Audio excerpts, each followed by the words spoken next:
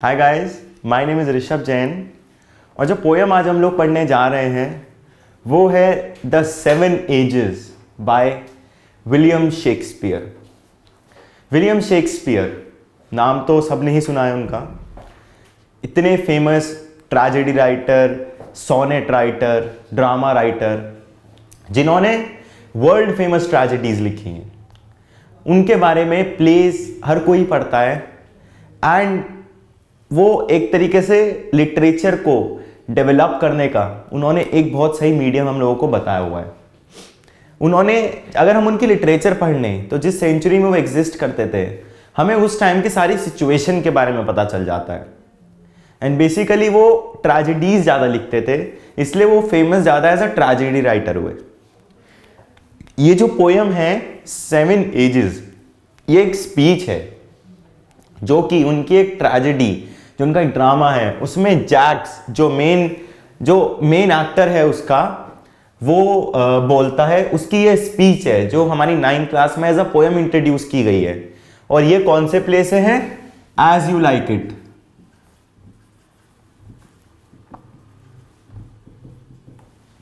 तो ये वाला जो ड्रामा था, इससे जैक्स की ये स्पीच है जो एज अ पोएम इंट्रोड्यूस की गई है हमारे कोर्स में, हमारे इस टाइम के कोर्स में 9th क्लास में। अब जो टाइटल है ना, द सेवन एजेस, बड़ा इंटरेस्टिंग सा टाइटल है। यानी कि सेवन एजेस, अगर हम हिंदी में उसको ट्रांसलेट करके देखें तो सोचे 7 जन्म। यानी कि 7, एक बार डेथ हो जाना, फिर जन्म लेना, फिर जन्म लेना, फिर जन्म लेना, मतलब ऐसे 7 बार रीबर्थ होना। बट जो यहाँ पे 7 एजेस, जिसकी 7 जो 7 जन्म की बात, जो डिफरेंट फेजेस की बात यहाँ पे हो रही है, जो विलियम शेक्सपियर कर रहे हैं, वो बार बार रीबर्थ लेके नहीं है। वो एक ही लाइफ में जो एक इंसान डिफरेंट पार्ट्स प्ले करता है ना, उसके बारे में है। कैसे वो बच्चे से फिर एडल्ट एज, फिर यंग होता है, फिर एडल्ट एज पे आता है, फिर उसके बाद एक मैन वाली एज पे आता है, फिर उसके बाद वो बूढ़ा होने लगता है, एंड देन एक और एज आती है जब वो दोबारा से बच्चा बन जाता है। ये पोएम इतनी फेमस भी इसलिए हुई क्योंकि ये एक तरीके से रियलिटी, वास्तविकता बताती है आज के टाइम की, एंड इंसान की जिंदगी की वास्तविकता बताती है। आज के टाइम की तो है ही है, लेकिन पहले के, आगे आने वाले टाइम की भी वास्तविकता बताती है ये। और ये कभी जो पोएम है, ये जब हम पढ़ेंगे हम खुद देखेंगे कि ये सच है। जब हम अपनी लाइफ से कंपेयर करेंगे तो देखेंगे कि इसमें कितनी सच्चाई है।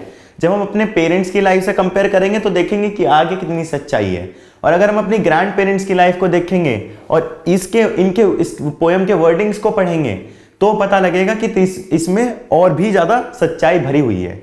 यानी कि ये पोएम जो है लोडेड है, बहुत सारी रियलिटीज से हमें सामना कराती है, और इसलिए ये पोएम इतनी फेमस हुई है।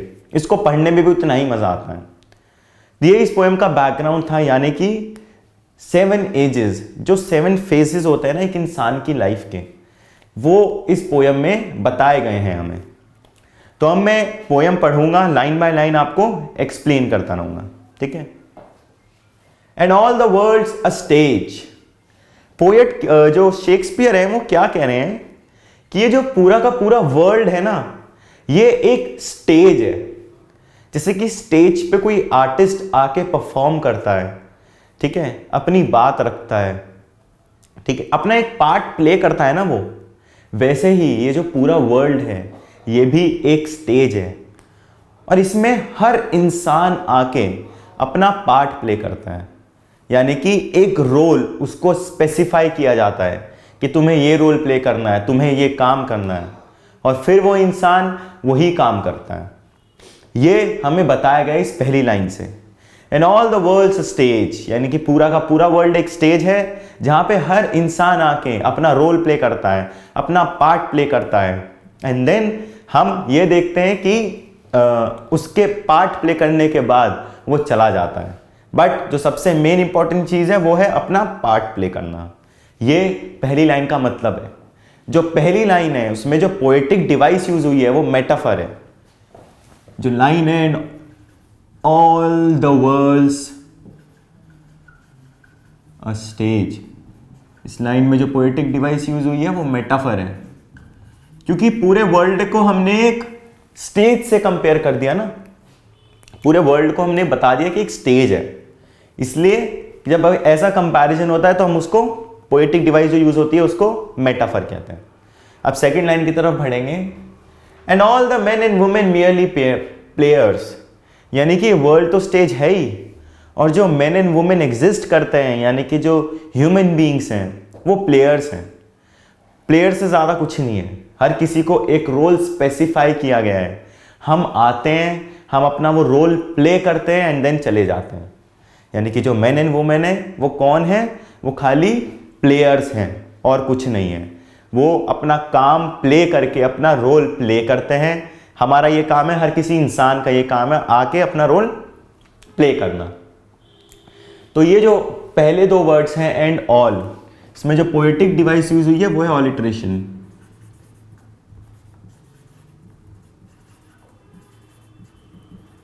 क्योंकि दोनों का फर्स्ट लेटर सेम है, ए और ए।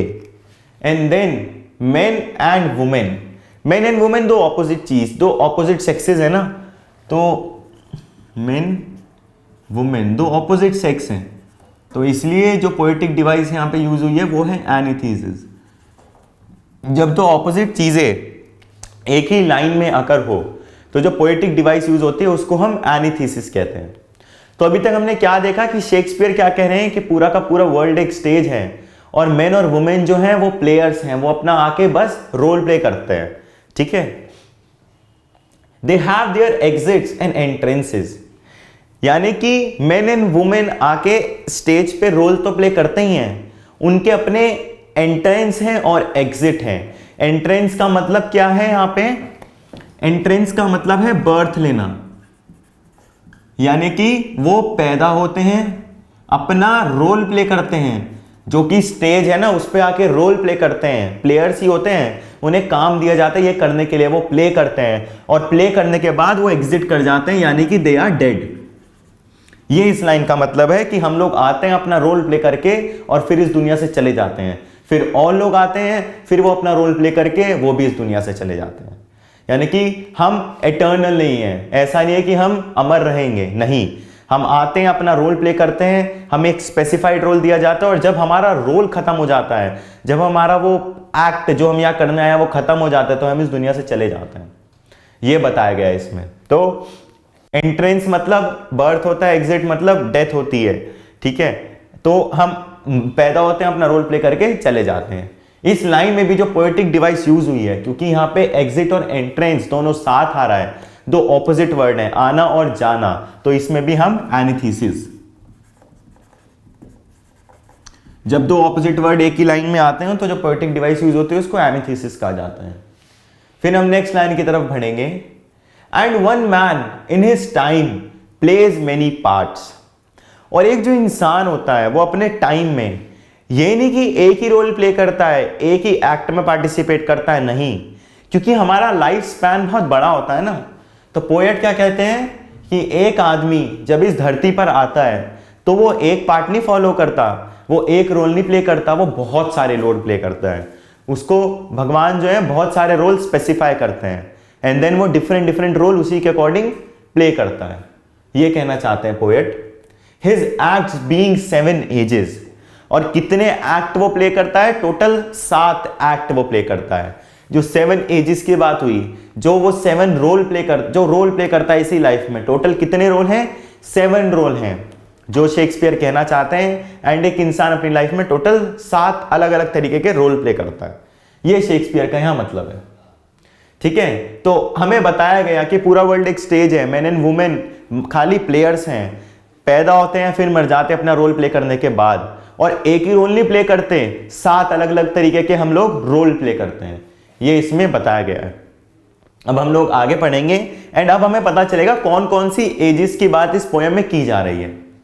At first the infant mewling and puking in the nurses arm, सबसे पहला रोल जो हमारा है, टोटल 7 रोल है ना, तो जो हमारा फर्स्ट रोल है वो एक इन्फेंट का है, यानी कि जिस टाइम पे हम पैदा होते हैं, एकदम छोटे से होते हैं, जब हमें कुछ पता नहीं होता, हम पूरा वर्ल्ड हमारे लिए एक अननोन प्लेस होती है। ठीक है, जब हम जस्ट बर्थ लेते हैं, mewling and puking in the nurses arm, यानी कि रोते रहते हैं। और कई बार एक छोटा बच्चा होता है ना, क्योंकि नर्स सबसे पहले उसे अपनी गोदी में लेती है, तो बच्चा पैदा होते ही रोता है, वैसे ही वो हमारा पहला रोल है। The moment we are on this earth, हम लोग अपना पहला रोल प्ले करना शुरू कर देते हैं, और वो किसका, एक इन्फेंट का है। क्योंकि नर्स हमें गोदी में लेती है तो हम क्या करते हैं, हम रोते हैं, कई बार उल्टी कर दो। उल्टी करने से क्या मतलब है कि जो स्पिट निकलता रहता है एक बच्चे के मुंह से, उसको उल्टी से कंपेयर किया गया है। पहला रोल इन्फेंट का, पैदा होते ही हम रोते हैं, नर्स के आर्म में हम स्पिट निकालते रहते हैं, ये हमारा पहला रोल है। Then the whining school boy with his satchel and shining morning face creeping like snail unwillingly to school. अब यहां जो बताया गया है, पहला रोल हमें बता दिया ना इन्फेंट का, ये हमारा पहला रोल हो गया। जो हमारा सेकंड रोल वो एक स्कूल बॉय का है, और एक कैसे स्कूल बॉय का, वाइनिंग, यानी कि जो रोता रहता है, जिसका स्कूल जाने का मन नहीं करता, वो चाहता है कि वो घर में रहे, क्योंकि एक अचानक से एकदम एक अननोन प्लेस पे जाना बहुत बुरा लगता है।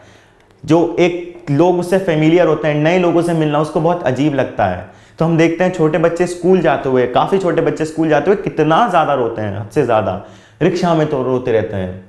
तो then the whining school boy with his satchel, यानी कि एक रोता हुआ। दूसरा रोल क्या है हमारा, कि हम स्कूल बॉय बन जाते हैं, हम स्कूल जाना शुरू कर देते हैं, बट हमारा मन नहीं करता, हम चूंकि छोटे हैं अभी भी, हमारा मन नहीं करता स्कूल जाने का, इसलिए हम रोते रहते हैं। और हमारे सैशल, सैशल मतलब जो हमारा स्कूल बैग होता है, जो हम अपने पीछे टांगते हैं, तो यहां पे जो सैशल का मतलब है वो है स्कूल बैग, हम अपने कंधे पे उसको टांग लेते हैं और फिर जाते हैं रोते हुए, जबकि हमारा मन नहीं करता। एंड शाइनिंग मॉर्निंग फेस, यानी कि हमारा जो फेस होता है, जैसे एक मॉर्निंग में जब सूरज उगता है तो ब्राइटनेस आ जाती है ना, शाइनिंग, हर चीज शाइन करने लगती है स्काई में, क्योंकि अंधेरे के बाद एकदम से शाइनिंग लगता है सब कुछ। वैसे ही पोएट कह रहे हैं कि जो एक छोटे बच्चे का फेस होता है जब वो स्कूल जाते हुए रोता है, वो भी बहुत शाइन करता है, बहुत ब्राइट होता है, और उसका मन नहीं होता स्कूल जाने का, बट फिर भी वो स्कूल जाता है। ये हमारा सेकंड रोल होता है, ठीक है। और इसमें जो मॉर्निंग फेस है ना हमारे सामने आया, मॉर्निंग फेस, ये एक तरीके से start of a new life है, क्योंकि इससे पहला जो रोल था उसमें हमें कुछ कॉन्शियस, हम अनकॉन्शियस से थे, एक तरीके से चीजें होती थी बट हमें नहीं पता थी, हम कुछ डिफरेंट वर्ल्ड में होते थे, हमें कुछ आता नहीं था। एक छोटे बच्चे को थोड़ी कुछ पता होता है, बट देन हम धीरे धीरे सीखते हैं चीजें, जब सीखने लगते हैं, समझने लगते हैं, तो एक तरीके से शाइनिंग आ जाती है ना, यानी कि एक नया बर्थ है हमारे लिए, हम कॉन्शियस हो जाते हैं चीजों को लेके, क्या है हमारे आसपास, हम लोगों से बात करने लगते हैं, भाषा सीखते हैं, बहुत सारी चीजें सीखते हैं। तो हम चीजों से क्योंकि परिचित हो रहे हैं, इसलिए हमें क्या पता चलता है कि हम शाइन कर रहे हैं मॉर्निंग फेस की तरह। तो सेकेंड रोल हमारा वाइनिंग स्कूल बॉय की तरह है, और मॉर्निंग फेस का क्या मतलब है कि starting of a new life. Creeping like snail unwillingly to school, और जैसे स्नेल बहुत धीरे धीरे चलता है, एकदम उसका ऐसा लगता है कि उसका मन नहीं है जाने का, कितना धीरे धीरे चलता है ना स्नेल, वैसे ही एक छोटा बच्चा स्कूल जाता है, क्योंकि उसका मन नहीं होता स्कूल जाने का, वो रोता रहता है, वो कोशिश करता है उसको कोई रोक ले, उसको कोई स्कूल ना जाने दे, बट क्योंकि स्कूल जाना जरूरी है तो हम बहुत धीरे धीरे, यानी कि कोई हमारा काम करने का मन नहीं होता तो हम चाहते हैं ना छोड़ दें, और अगर हमें वहां जाना पड़े तो इग्नोर करते रहते हैं, बहुत धीरे धीरे हम अटकाते रहते हैं, लटकाते रहते हैं। वैसे ही हम भी देखते हैं, जब हमारा स्कूल जाने का मन नहीं होता है तो हम बहुत सारे बहाने मारते थे बचपन में, हम कितना रोते थे, और फिर अगर हमें जाना पड़ता था तो कितने धीरे धीरे स्कूल की तरफ पाँव बढ़ाते थे, ऐसा लगता था कि हमारे पाँव पीछे जाना चाह रहे हैं, बट जबरदस्ती उन्हें आगे ले जाया जा रहा है, जाना पड़ रहा है स्कूल की तरफ। ऐसा ये सेकंड रोल हमारा होता है, हम स्नेल की तरह क्रीप करते रहते हैं अनविलिंगली टू स्कूल, स्कूल जाने का मन नहीं है हमारा, लेकिन जाना पड़ता है, हमें उस तरफ जाना पड़ता है, वो जरूरी है, वो भी एक एज है हमारी। तो पहली एज एक इन्फेंट बॉय की हो गई, दूसरी एज एक स्कूल बॉय की हो गई। ये जो लाइन है क्रीपिंग लाइक स्नेल, इसमें जो पोएटिक डिवाइस यूज हुई है वो है सिमिली।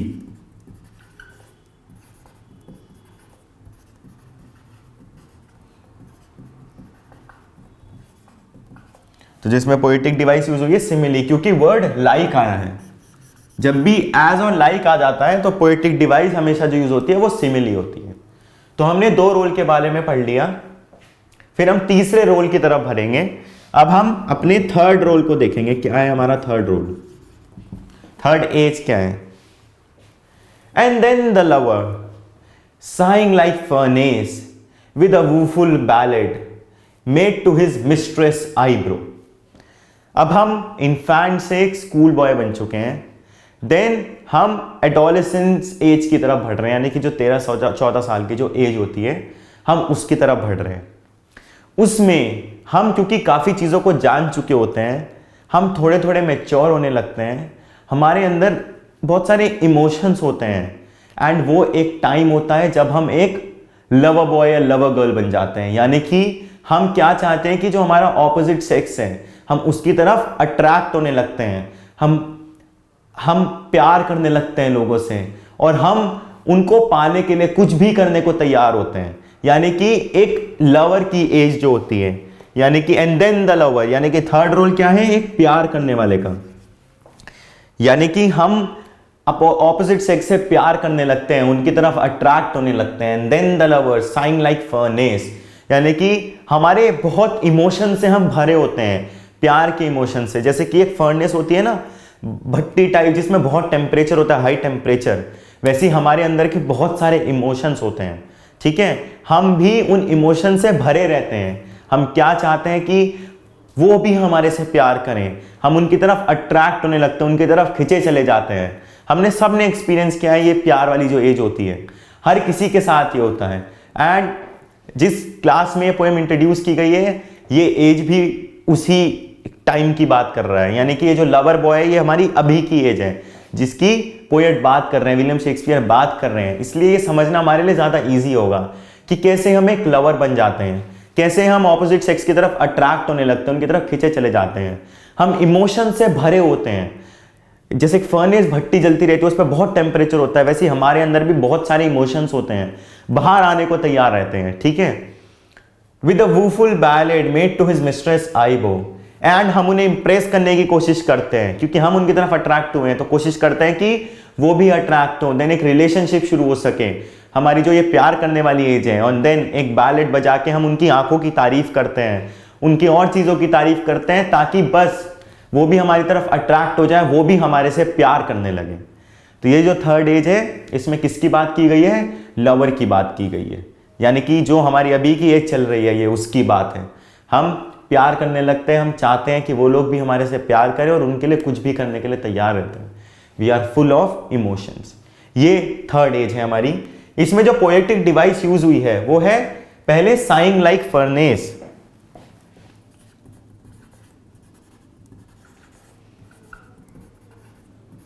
जो साइंग लाइक फर्नेस है उसमें जो लाइक है, क्योंकि लाइक आ गया तो दोबारा से पोएटिक डिवाइस क्या हो गई, सिमिली। जहां पे भी एज और लाइक वर्ड आ जाता है तो पोएटिक डिवाइस जो यूज हो जाती है वो है सिमिली। तो हम जो हमारी तीसरी एज है वो एक लवर बॉय की है। तो पहली एज इन्फेंट की, फिर हम स्कूल बॉय, देन हम लवर बन गए। अब हम फोर्थ एज की तरफ बढ़ेंगे कि हमारा फोर्थ रोल क्या है जो हम इस वर्ल्ड में, यानी कि जिसको शेक्सपियर एक स्टेज से कंपेयर करते हैं, उसमें प्ले करेंगे। Then a soldier full of strange oaths and bearded like the pard, jealous in honour, sudden and quick in quarrel, seeking the bubble reputation even in cannon's mouth. यानी कि infant से हम एक school boy बनते हैं, then हम एक lover बनते हैं जब हमारे अंदर इमोशंस भरे होते हैं, फिर हम एक सोल्जर बन जाते हैं, एक स्ट्रांग आदमी बन जाते हैं। यानी कि हम चीज़ों को एक्सपीरियंस करने लगते हैं, हमें पता चल जाता है कि क्या अच्छा है क्या बुरा है, और क्योंकि हमारे साथ एक्सपीरियंसेस होने लगते हैं तो बुरे एक्सपीरियंस को भी हम फेस करने के लिए तैयार रहते हैं। हम इस दुनिया से परिचित होने लगते हैं, क्या अच्छाइयाँ हैं क्या बुराइयाँ हैं, सब हम देखने लगते हैं। तो यानी कि अब इस एज में हम लोग एक सोल्जर बन चुके हैं। जैसे एक सोल्जर स्ट्रांग होता है, ठीक है, फियरलेस होता है, उसे डर नहीं लगता किसी चीज से, हमेशा कुछ भी फेस करने को तैयार रहता है, वैसी हमारी भी एज होती है। जो चौथी एज है हमारी एक सोल्जर की है। यानी कि जब हम यंग हैं एकदम, जो 20 से 25 साल की उम्र है, हमारे फुल ऑफ एनर्जी हैं, हम कुछ भी करने के लिए तैयार हैं, हम हार्ड वर्क करने के लिए खूब तैयार हैं, ये वो एज होती है।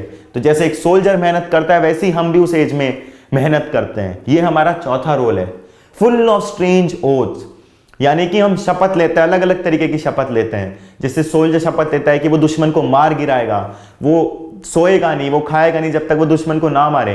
वैसे ही हम भी अलग अलग तरीके की ओथ्स लेते हैं अपने गोल्स को फुलफिल करने के लिए, अपनी ड्रीम्स को फुलफिल करने के लिए, अपने पैशन को फुलफिल करने के लिए। हम इन सब चीज़ों तक पहुंचने के लिए हम लोग क्या करते हैं, हम अलग अलग जो है ओथ्स लेते हैं, शपथ लेते हैं, ताकि हमारी लाइफ अच्छी हो सके, बेटर लाइफ हम आगे स्पेंड कर सकें। ठीक है, full of strange oaths and bearded like the पार्ड।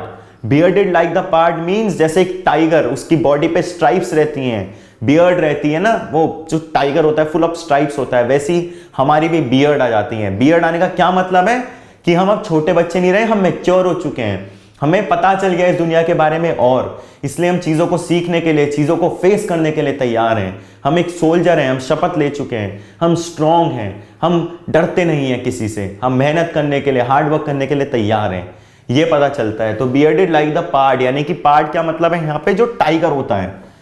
ठीक है, जो पार्ड है वो टाइगर है, जो कि जैसे शेर होता है ना, जंगल का राजा होता है, वैसे ही हम ये सोचते हैं कि हम इस दुनिया के एक तरीके से राजा हैं। कैसे राजा हैं कि हम मेहनत करने के लिए तैयार हैं, हम आगे बढ़ने के लिए तैयार हैं, हम फुल ऑफ एनर्जी है, कुछ भी करेंगे। ठीक है, तो ये हमारा फोर्थ रोल है सोल्जर का। And bearded like the pard, jealous in honour, sudden and quick in quarrel. हम अपना ऑनर पाने के लिए, यानी कि इज्जत पाने के लिए हम मेहनत करते हैं, हार्ड वर्क करते हैं। एंड देन अगर हमारे से ज्यादा किसी को इज्जत मिल जाती है तो हम उससे जेलस भी फील करते हैं ना, कि वो हमारे से हाई पोजीशन पे है, बट वो भी अपनी मेहनत की वजह से, हम उसमें जेलसी फील करते हैं। वो जेलसी बुरी नहीं है, वो एक कॉम्पिटिटिव जेलसी है। फिर हम भी और सोचते हैं कि हम भी और हार्ड वर्क करेंगे, हम भी और मेहनत करेंगे। Sudden and quick in quarrel, quick in quarrel मतलब लड़ने के लिए, हार्ड वर्क करने के लिए, डिटर्मिनेशन है, आगे बढ़ने के लिए तैयार है, चाहे हमें कुछ भी करना पड़े, चाहे हमें कुछ भी फेस करना पड़े, पर हम डरेंगे नहीं, हम लड़ेंगे उस चीज से, हम आगे बढ़ेंगे। ठीक है, क्विक इन क्वारल, लड़ने के लिए बिल्कुल तैयार है, एकदम जल्दी से जल्दी तैयार है, जल्दी से जल्दी मेहनत करने को तैयार है, जल्दी से जल्दी आगे बढ़ने को तैयार है। ये वो पीरियड है हमारा जब हम फुल ऑफ एनर्जी होते हैं, हम हार्ड वर्क सब कुछ करने के लिए तैयार होते हैं, बस हमें लाइफ में ऑनर चाहिए होता है, हम स्ट्रांग बनना चाहते हैं, हम डरना नहीं चाहते किसी चीज से। ये वो उस एज की बात की गई है। अब हम लोग seeking the bubble reputation even in cannon's mouth, और हम अगर कहीं पे हमें दिख रहा है कि हम अपनी इज्जत बढ़ा सकते हैं, चाहे थोड़ी सी भी इज्जत बढ़ानी हो, या अगर हमारा ऑनर जरा सा भी किसी जगह नीचे होता है, छोटी सी रेपुटेशन बढ़ाने के लिए, बचाने के लिए भी हम लोग अपना जो seeking the bubble reputation even in cannon's mouth, अगर हम अपने छोटी सी इज्जत भी बचानी हो ना, उसके लिए भी हम खतरनाक से खतरनाक चीज से लड़ने के लिए तैयार हैं। जो कैनन यहाँ पे वर्ड यूज हुआ है, ये एक वो वॉर वेपन है एक, जो कि बहुत डिस्ट्रक्शन करती है। ठीक है, अगर ये किसी जगह फेंक दिया जाए, जो कैनन से जो गोला निकलता है वो काफी डिस्ट्रक्शन कॉज करता है। तो हम अपना मुंह, शेक्सपियर क्या कहना चाहते हैं कि हमारे अंदर इतनी एनर्जी है, हमारे अंदर इतनी पावर है, हम इतना सब कुछ करने के लिए तैयार हैं कि जो अपना मुंह है ना, फेस जो हमारा है, वो हम कैनन के माउथ में भी, यानी कि जहां से वो बम का गोला निकलता है वहां भी देने के लिए तैयार है, अगर हम अपनी इतनी सी भी रेपुटेशन बचानी हो उसके लिए। यानी कि कुछ भी hard work, determination, full of energy है हम। ठीक है, हमारे अंदर पावर है, बस हमें आगे बढ़ना है, हमें अपनी इज्जत बचानी है, हमें अपना ऑनर बिल्डअप करना है लोगों के सामने। ये पोएट कहना चाहते हैं, ये वो हमारी एज है। ये कौन से टाइम की बात कर रहे हैं? 20 से 25 साल वाले एज की। तो हमने अभी तक हम एक इंसान के 4 रोल पढ़े हैं, अभी हम 5th रोल की तरफ बढ़ते हैं।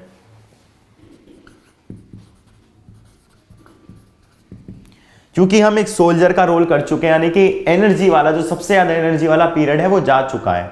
एंड देन अब हम देखेंगे कि बाकी के जो 3 रोल हैं उसमें हमारी एनर्जी लेवल कैसे धीरे धीरे कम होता रहता है। And then the justice in fair round belly with good capon lined with eyes severe and beard of formal cut, full of wise saws and modern instances, so he plays his part. And then हम एक justice का role play करने लगते हैं। यानी कि जो fifth role है वो एक जस्टिस का है। जस्टिस का क्या यहाँ मतलब है कि हमारा सच्चाई से क्योंकि काफी सामना हो चुका है, हमने बहुत चीजें एक्सपीरियंस कर ली होती हैं, हमें बहुत चीजों के बारे में पता चल जाता है। अब ये वो टाइम है जब हमें काफी चीजों के बारे में पता चल चुका है, हमारी लाइफ काफी हद तक स्टेबल हो चुकी होती है, एंड बस हमें उसको स्पेंड करना होता है। And then the justice in fair round belly, यानी कि जो जस्टिस है उसको डिफाइन किया गया है कि अब हमारा कौन सा पार्ट आता है। इस टाइम पे हम फुल ऑफ एनर्जी से तो भरे हैं, लेकिन इतने नहीं है जितना सोल्जर में थे। ये वो टाइम है जब हम ग्रीडी बन जाते हैं, जब हम थोड़े से सेल्फिश बन जाते हैं। And then the justice in fair round belly, fair round belly मतलब एक मोटा सा पेट जैसे तून निकलने लगती है। ये वो टाइम है जब हम थोड़े ग्रीडी हैं, सेल्फिश हैं, अपनी अपनी फैमिली के बारे में बस सोचने लगते हैं। पैसा हमारे लिए एक अटमोस्ट इंपॉर्टेंस की चीज बन जाता है। ये वो वाले टाइम की बात है। विद गुड केपन लाइन, यानी कि हम करप्शन करने के लिए भी तैयार हैं, हम लोग ब्राइब भी लेते हैं। ये वो टाइम की बात की गई है। विद आईज सीवियर, हमारी आईज जो है सीवियर है, यानी कि हम इजीली पहचान लेते हैं कहाँ क्या हो रहा है, कौन इंसान कैसा है, कौन क्या करना चाहता है, कौन क्या कर रहा है, क्योंकि इतना एक्सपीरियंस हो चुका है ना हमें कि हमें पता चल जाता है। तो ये वो जस्टिस का पार्ट है जब हम वर्ल्ड से, इस दुनिया से अच्छे से परिचित हो चुके हैं, अपने आसपास की चीज़ों को अच्छे से जान चुके हैं। और ये वो टाइम है जब हम सेल्फिश बन जाते हैं, हम पैसों के लिए भागने लगते हैं, हम ब्राइब लेने लगते हैं, हम मोटे, हमारी तोन निकल जाती आती है, ठीक है, हमें चीज़ों का पता लगने लगता है। Or beard of formal cut, यानी कि हम अपनी लाइफ जो है ऑफिस को डेडिकेट कर देते हैं, अपने काम को ज़्यादातर डेडिकेट कर देते हैं, ज़्यादातर टाइम अपने काम में लगे रहते हैं। फॉर्मल कट यानी कि जो कि ऑफिस में हम लोग जो दुनिया में को बाहर दिखा सकें, जो एक फॉर्मल कम्युनिकेशन के लिए हम लोग यूज़ कर सकें, एक ऐसी जगह जो कि फॉर्मल हो, यानी कि ऑफिस। ये वो टाइम है, ये वो टाइम की बात हो रही है।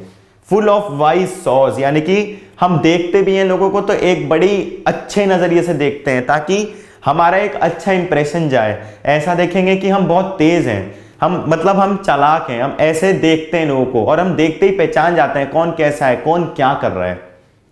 ये वो टाइम है। आर मॉडर्न इंस्टेंसेस, हमारी चीज़ें जो है वो मॉडर्न होने लगती हैं क्योंकि time to time technology upgrade होने लगती है, हम भी अपग्रेड होने की कोशिश करते हैं। And so he plays his part, and ये हमारा फिफ्थ रोल है। तो फिफ्थ रोल में हम लोग एक जस्टिस का रोल प्ले करते हैं, ठीक है, यानी कि हम लोग क्या बन जाते हैं, हम लोग एक तरीके से जस्टिस बन जाते हैं, हमें चीज़ों का पता लगने लगता है और फिर हम ब्राइब भी लेने लगते हैं। इवन हमारी टोन भी, हमारी जो बेली है वो बाहर आ जाती है, ठीक है, हम लोगों को पहचानने लगते हैं कौन क्या है, कौन कैसा है, और हम बहुत अलग नज़रिए से फिर एक दुनिया को देखते हैं। ये यहाँ पे बताया गया है। जो पोएटिक डिवाइस यूज़ हुई है, जो पिछला पैराग्राफ था उसमें बियर्डेड लाइक द पार्ट जो है वो भी एक सिमिली का एग्जाम्पल है, क्योंकि यहाँ पे भी लाइक वर्ड आ गया।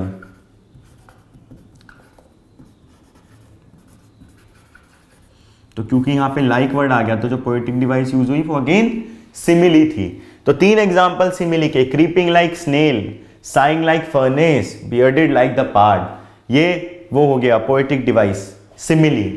देन ये जो लाइन थी, with a woeful ballad made to his mistress eyebrow, क्योंकि ये लाइन काफी लंबी है और without a pause next line तक कंटिन्यू हो रही है, कोई कॉमा नहीं है, कोई फुल स्टॉप नहीं है, ठीक है, कोई पंचुएशन मार्क नहीं यूज हुआ है, तो ये कंटिन्यूअसली नेक्स्ट लाइन तक जा रही है। इसलिए जो पोएटिक डिवाइस यहाँ यूज हुई है वो है एंजैममेंट। जब एक लाइन काफी ज्यादा एक्सटेंड कर जाए और वो दूसरी लाइन तक भी एक्सटेंड हो जाए, ठीक है, without a pause, without a comma, कोई पंचुएशन मार्क के बिना, तो जो पोएटिक डिवाइस वहां यूज होती है, एंड मोस्ट इंपॉर्टेंटली वो राइम भी कर रही हो। तो एक लाइन जब काफी बड़ी होकर नेक्स्ट लाइन तक एक्सटेंड हो जाए, कोई पंचुएशन मार्क ना उनके बीच में, और वो राइम भी कर रही हो, तो जो पोएटिक डिवाइस यूज होती है उसको एंजैममेंट कहते हैं, जो कि यहां पे हुई है। तो यहां से with a woeful ballad made to his mistress eyebrow, यानी कि with a woeful ballad made to his mistress eyebrow, ये जो दो लाइनें यहां तक, इसमें जो पोएटिक डिवाइस यूज हुई है वो है एंजैममेंट, ठीक है। जो भी पैराग्राफ पढ़ा उसमें कोई ऐसी स्पेसिफिक पोएटिक डिवाइस नहीं थी, तो इसलिए डिस्कस नहीं करेंगे। देन हम आगे बढ़ते हैं, यानी कि अब हमने अपने 5 रोल देख लिए हैं infant, school boy, lover, soldier और जस्टिस। अब हम अपने 6th रोल की तरफ बढ़ेंगे एंड देन हमारा 7th रोल आएगा। The sixth age shift into the lean and slippered pantaloon with spectacles on nose and pouch on side. His youthful house well saved, a world too wide. For his shrank and his big manly voice, turning again towards childish treble, pipes and whistles in his sound. अब हम 6th role की बात कर रहे हैं। ये जो 6th role है, अब हमारी फिजिकल स्ट्रेंथ काफी कम होनी शुरू हो गई है, यानी कि सोल्जर के टाइम पे जो हाईएस्ट पॉइंट पे थी वो बहुत कम हो गई है। अब हम एक तरीके से बुढ़ापे की तरफ बढ़ते जा रहे हैं। The 6th age shift into the lean and slippered pantaloon, यानी कि जो 6th एज है, इस एज में हम लीन, पतले हो जाते हैं। पैंटलून्स यानी कि जो पैंट्स होती हैं, जो थोड़ी वाइट पैंट्स ही होती हैं, लूज से कपड़े जो होते हैं वो पहनने लगते हैं। ठीक है, तो जो 6th एज है वो ओल्ड एज है, इसमें हम लीन हो जाते हैं, एकदम ही पतले दुबले होने लगते हैं। हमारी यानी कि फिजिकल स्टैमिना कम हो रहा है, हमारी जो हेल्थ है, जो सेहत है वो खराब होती जा रही है। With spectacles on nose and pouch on side, यानी कि जो चश्मा है वो हमेशा हमारे यहाँ नाक के ऊपर रहता है ना चश्मा, क्योंकि हमारी आंखें कमजोर हो गई हैं। अगेन सिंबल क्या है कि हमारी फिजिकल स्ट्रेंथ कमजोर हो रही है। तो विद स्पेक्टिकल्स ऑन नोज, चश्मा हमारे यहाँ रखा रहता है। एंड पाउच ऑन साइड, उसको रखने के लिए जो पाउच होता है वो हमेशा साइड में रखते हैं, क्योंकि हम नहीं चाहते हमारा चश्मा कहीं खो जाए। बिना चश्मे के चीजें दिखनी भारी हो जाती हैं, नहीं दिखती हैं, तो अगर खो गया तो नहीं दिखेगा, तो इसलिए वो पाउच रखते हैं। उस पाउच में चश्मा डाल के हमेशा अपने साथ रखते हैं ताकि चीजों को देखने में आसानी हो। यानी कि हमारी आई साइड बहुत वीक हो चुकी है, जो कि एक सिंबल क्या है कि हमारी हेल्थ खराब होती जा रही है। हम देखते हैं ना, ज्यादातर जो बूढ़े लोग होते हैं वो सब के सब चश्मा लगाते हैं, क्योंकि पढ़ते इतना सब कुछ एक्सपीरियंस करते हुए, इतनी दुनिया देखने के बाद उनकी आई साइड बहुत वीक हो जाती है। तो इसलिए हम क्या देखते हैं कि उनकी भी आई साइड वीक हो गई है। ये वही एज की बात हो रही है, हमारी आई साइड वीक हो चुकी है। हम पाउच हमेशा साइड में रखते हैं। With youthful hose well saved, a world too wide. अब हमारे अंदर जो यूथ की जैसी एनर्जी होती है ना, यूथ में हमेशा घूमता रहता है, हमेशा बाहर घूमता रहता है और हमेशा रहता है कि कहीं ना कहीं चला जाए, वो एनर्जी नहीं रही है हमारे में, वो खत्म हो चुकी है, वो उसी टाइम में थी। अ वर्ल्ड टू वाइड, और अब हमें ये जो दुनिया है ये बहुत बड़ी लगने लगती है। क्यों बड़ी लगने लगती है? क्योंकि हमारे अंदर स्टैमिना नहीं है ना चलने का। मतलब हमारी बहुत ज़्यादा तबीयत खराब है, एंड किसी इंसान की बहुत ज़्यादा ठीक है तो वो घूमेगा फिरेगा, बट हमें वो चीज़ें बहुत डिफिकल्ट लगने लगती हैं कि कैसे जा रहा है, इसके अंदर कैसे इतना स्टैमिना है। वैसे ही उनके साथ होता है, वो उनके अंदर क्योंकि स्ट्रेंथ नहीं है, स्टैमिना नहीं है, तो उन्हें चीज़ें जो है बहुत अलग लगने लगती हैं, उन्हें ये दुनिया बहुत बड़ी लगने लगती है। वो सोचने लगते हैं कि क्या हो रहा है, कैसे हो रहा है। तो ये दुनिया बहुत क्योंकि बड़ी लगती है उन्हें, वर्ल्ड ऐसा लगता है कि बहुत ज़्यादा वाइड हो चुका है, इसलिए वो भी परेशान हो जाते हैं। वो अब बूढ़े हो गए हैं, उनका स्ट्रेंथ और स्टैमिना खत्म होता जा रहा है। For his shrunk and his big manly voice, उनका जो थ्रोट है वो भी पतला सा होने लगता है, उनकी आवाज और ज्यादा भारी सी होने लगती है। देखते हैं ना, बूढ़े लोगों की आवाज भी काफी भारी सी होने लगती है।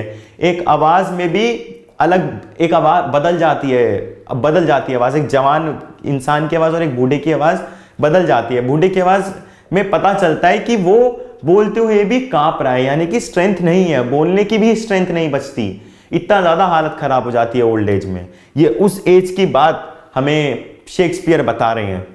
And his big manly voice, यानी कि आवाज बहुत ज्यादा भारी हो जाती है, अजीब सी लगने लगती है, उसमें कपकपाहट सी आ जाती है। Turning again towards childish treble, ये काफी इंपॉर्टेंट है कि जो हमारी वॉइस है ना, जो ऐसे टाइम पे यानी कि जब हम बूढ़े हो गए हैं, जो वॉइस है इसको चाइल्ड से कंपेयर किया गया है। जैसे एक छोटा बच्चा रोता है, वो कुछ कहना चाहता है बट उसकी बात कोई समझ नहीं पाता ना, वैसी बुढ़ापे में हमारी आवाज भी वैसी हो जाती है। सेम, हम भी बहुत कुछ कहना चाहते हैं, बहुत कुछ रखना चाहते हैं दुनिया के सामने, बट बोल नहीं पाते, कह नहीं पाते। ये ही एज है वो जिसकी पोएट बात कर रहे हैं। Pipes and whistles in his sound, pipes and whistles यानी कि हम ढंग से बोल नहीं पा रहे हैं, वो बच्चा जो है वो रोता रहता है, वो अजीब अजीब हरकतें करता है, ऐसा लगता है बहुत कुछ बोलना चाह रहा हो पर बोल नहीं पा रहा। वैसे ही ओल्ड एज में हमारे साथ हो जाता है, हम काफी कुछ कहना चाहते हैं पर स्टैमिना नहीं बचता है कई बार तो बोलने का, और कई बार हम चीजों को भूलने लगते हैं, हमारा इवन ब्रेन भी वीक होने लगता है, तो इसलिए हम काफी बार वो चीजें भी नहीं कह पाते हैं। तो अब ये जो एज थी 6th रोल, इसमें हम पता क्या देख रहे हैं कि दोबारा से हम एक बच्चे की तरह कन्वर्ट होते जा रहे हैं, हमारा दिमाग एक बच्चे की तरह दोबारा से होता जा रहा है, यानी कि साइकिल रिवर्स हो रही है दोबारा से। ये हम देखते हैं जो यहां पे पोएटिक डिवाइस यूज हुई है, the 6th age shift into the lean and slippered pantaloon, क्योंकि ये लाइन काफी लंबी है और without punctuation mark, without a pause, ये नेक्स्ट लाइन तक कंटिन्यू हो रही है। तो ये जो लाइन थी द 6 से लेके पैंटलून तक, इस लाइन में भी जो पोएटिक डिवाइस यूज हुई वो एंजाममेंट है। ठीक है, तो ये जो स्लिपर्ड और यहां से यहां तक लेके जो पोएटिक डिवाइस यूज हुई है वो दोबारा से हम लोग क्या कहेंगे कि एंजाममेंट है। जो पोएटिक डिवाइस यहां पे भी यूज हुई है वो एंजाममेंट है। फिर जो ये वर्ड है श्रंक शैंक, क्योंकि यहां पे हम दोनों एस से शुरू हो रहे हैं, श्रंक श्रैंक, एस एस, ये जो था a world too wide for his shrunk shank, ये दोनों एस से शुरू हैं, तो पोएटिक डिवाइस जो यूज हो रही है वो ऑलिट्रेशन है। यहां पर जो पोएटिक डिवाइस है वो ऑलिट्रेशन है। देन ये इस पैराग्राफ की पोएटिक डिवाइस थी। अब हम लोग आगे पढ़ेंगे, ये लास्ट पैराग्राफ है, यानी कि हमारा 7th रोल है। That ends this strange eventful history is second childishness and more oblivion, sans truth, sans eyes, sans taste, sans everything। अब ये जो 7th रोल है, ये वो बात की गई है जब हम बिल्कुल ही एक तरीके से बेड रिडन हो चुके हैं, जब हम बिल्कुल वीक हो चुके हैं, हमारे अंदर फिजिकल है ही नहीं, स्ट्रेंथ है ही नहीं, चल नहीं पा रहे हैं, इवन काफ़ी चीज़ें, काफ़ी बीमारियां, काफ़ी डिजीज हमें लग जाती हैं, बहुत प्रॉब्लम होती है। ये उस टाइम की बात हो रही है। That ends this strange eventful history, ये जो लास्ट एज है, ये जो हमारा लास्ट रोल है, ये पूरी स्ट्रेंज और इवेंटफुल हिस्ट्री को खत्म कर देता है, ये एंड है उसका। स्ट्रेंज इवेंटफुल हिस्ट्री क्या है? Infant, school boy, lover, soldier, justice, old age, ये जो पूरा हमने रोल प्ले करे हैं, 7th रोल लास्ट है, और ये जो पूरी हिस्ट्री है इसको खत्म कर देता है। ठीक है, इस सेकंड चाइल्डिशनेस एंड मियर ऑब्लिवियन, ये क्या है? 7th रोल हमारा सेकंड चाइल्डिशनेस है, यानी कि एकदम हम बच्चे जैसे बन गए हैं। हमारी आदतें, हमारा तरीका बोलने का, कहने का, चीजों को समझने का बिल्कुल एक बच्चे जैसा बन चुका है, छोटे बच्चे जैसा। जैसी चीजों की डिजायर, डिमांड उसे होती है, वैसी हमें होने लगती है। हम चाहते हैं हमारे साथ कोई बात करे, हमारे साथ कोई बैठे, इवन हमारे साथ कोई खेले, क्योंकि जो बहुत बूढ़े हो जाते हैं उनके साथ कोई बैठता नहीं है, ज्यादा लोग नहीं होते हैं, और फिजिकल स्टैमिना नहीं होता तो वो भी नहीं जा पाते। इसलिए उन्हें अच्छा लगता है जब उनके पास कोई आता है, बैठता है, जब उनसे कोई बात करता है। यही वो एज बात हो रही है, second childishness and मियर oblivion. Oblivion मतलब टोटल फॉरगेटफुलनेस। ऑब्लिवियन होता है कि एक स्टेट होती है जब आप सब कुछ भूलने लगते हो, ये वही स्टेज शुरू हो गई है जब आप सब कुछ भूलने लगते हो, आपको कुछ पता नहीं है क्या चल रहा है, क्या हो रहा है, एंड आपकी इच्छाएं, ख्वाहिशें, आपका मन, इवन आपका दिल एक बच्चे जैसा हो जाता है। Sans teeth, sans eyes, sans taste, sans everything, सब कुछ बदलने लगता है, सब कुछ एक तरीके से चेंज हो रहा होता है हमारे लिए, सब कुछ खराब होने लगता है, हमारे दांत, हमारी आई साइड, हमारा टेस्ट, सब कुछ खराब होने लगता है हमारे लिए। ये शेक्सपियर ने इस लाइन, आखिरी लाइन के थ्रू एक्सप्लेन किया है। ठीक है, तो 7th रोल में हम सेकंड चाइल्डिशनेस में एंटर कर जाते हैं, जब हमारा दिमाग, हमारा मन एक बच्चे जैसा हो जाता है और हम उसकी तरह ही बिहेव करने लगते हैं। ये यहां बताया गया है। जो पोएटिक डिवाइस यूज हुई है, that ends this strange eventful history, क्योंकि ह्यूमन की लाइफ को एक हिस्ट्री से कंपेयर किया गया है। तो ये जो लाइन है, that ends this strange eventful history, इसमें जो पोएटिक डिवाइस यूज हुई है वो है मेटाफर, क्योंकि हमारी लाइफ को एक हिस्ट्री से कंपेयर किया गया है ना, यानी कि एक हिस्ट्री की बुक बना दी गई है, इसलिए जो पोएटिक डिवाइस यहां पे यूज हुई है वो मेटाफर है। देन ये जो वर्ड सांस, हर जगह एम्पियर हो रहा है, सांस टीथ, सांस आई, सांस टेस्ट, सांस एवरीथिंग, यहां पे जो पोएटिक डिवाइस यूज हुई है, क्योंकि एक वर्ड जब बार बार आता है यानी कि एक वर्ड रिपीट हो रहा है, तो जो पोएटिक डिवाइस यूज हुई है वो है रेपिटिशन, रिपीट हो रही है सब चीजें। तो ये आखिरी पैराग्राफ में पोएटिक डिवाइसेस थी, और ये थी आपकी poem the 7 ages by William Shakespeare. तो हम लोग यहाँ क्या देखते हैं कि हमारे 7 रोल हैं जो कि बहुत अच्छे से विलियम शेक्सपियर ने बताए हैं। पहला रोल एक छोटे बच्चे जैसा, जब हम नर्स की गोद में रोते हैं, उल्टी करते हैं, वो हमारा पहला रोल है, जब हमें कुछ पता नहीं होता। दूसरा रोल स्कूल बॉय का, रोते हुए स्कूल जाना, मन्ना करना, स्नेल की तरह कदम आगे बढ़ना, वो स्कूल बॉय का होता है। तीसरा लवर, जब हम फुल ऑफ इमोशंस होते हैं, हम ऑपोजिट सेक्स की तरफ अट्रैक्ट होते हैं, हम चाहते हैं कि हमारे से कोई प्यार करे और उनके लिए हम कुछ भी करने के लिए तैयार रहते हैं, वो जो होती है लवर की। देन सोल्जर की, जब हम फुल ऑफ एनर्जी होते हैं, हम हार्ड वर्क, डिटर्मिनेशन होता है हमारे अंदर, हम बहुत कुछ करने के लिए तैयार होते हैं, वो हमारा 4th रोल है। 5th रोल जस्टिस का है, जब हम काफ़ी चीज़ों को देख लेते हैं, सीख लेते हैं, जब हम थोड़े करप्ट बन जाते हैं, हम ब्राइब लेनी शुरू कर देते हैं, हमारी बेली निकल जाती है, वो ये 5th रोल है। Then 6th role old age की तरफ, जब हम थोड़ी थोड़ी चीज़ें भूलने लगते हैं, जब हम थोड़े थोड़े बूढ़े होने लगते हैं, ठीक है, हमारा दिमाग थोड़ा थोड़ा बच्चों जैसा होने लगता है, हमारी आवाज़ मैनली हो जाती है, हम पैंटलून्स में आ जाते हैं, वो 6th रोल है। एंड देन 7th और लास्ट रोल जो कि सेकंड चाइल्डिशनेस है, यानी कि एकदम विदाउट एनर्जी है, कुछ नहीं बचा है हमारे अंदर, ठीक है, एंड हम लोग एकदम एंड हो चुके हैं, हम सब कुछ भूलने लगते हैं और हम एक बच्चे की तरह बन जाते हैं, यानी कि साइकिल रिवर्स होने लगती है। तो ये विलियम शेक्सपियर ने बताया है कि हम कैसे एक स्टेज पे आके हर इंसान अपनी लाइफ में टोटल 7 रोल प्ले करता है अलग अलग तरीके के, ये इस पोएम के थ्रू बताया गया हमें।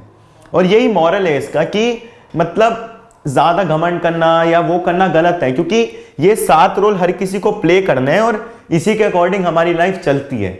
इसलिए कोई समझने लगे कि वो इटर्नल है, वो हमेशा रहेगा, तो ऐसा नहीं है। इंसान आता रहता अपना रोल प्ले करके, हर किसी को जाना है। इसलिए ग्रीडी होना, सेल्फिश होना, घमंड करना सब गलत है, हमें ये सब चीज़ें नहीं करनी चाहिए। हो सकता है तो अपनी लाइफ अच्छे से स्पेंड करें, दूसरों की मदद करें, खुश रहें और एक पॉजिटिव एस्पेक्ट रखें, तो शायद हमारी लाइफ जो हमारा रोल है वो हम अच्छे से निभा सकेंगे, अच्छे से स्पेंड कर सकेंगे इस धरती के ऊपर। ये जो पोएम थी वो एज यू लाइक इट में जो जैक्स जो मेन कैरेक्टर था उसकी स्पीच थी, बट ये आपकी में एज अ पोएम इंट्रोड्यूस की गई है। तो ये मैं यहाँ पे पोएम एंड करता हूँ। ये थी आपकी poem the 7 ages by William Shakespeare. उम्मीद है आपको समझ आएगी।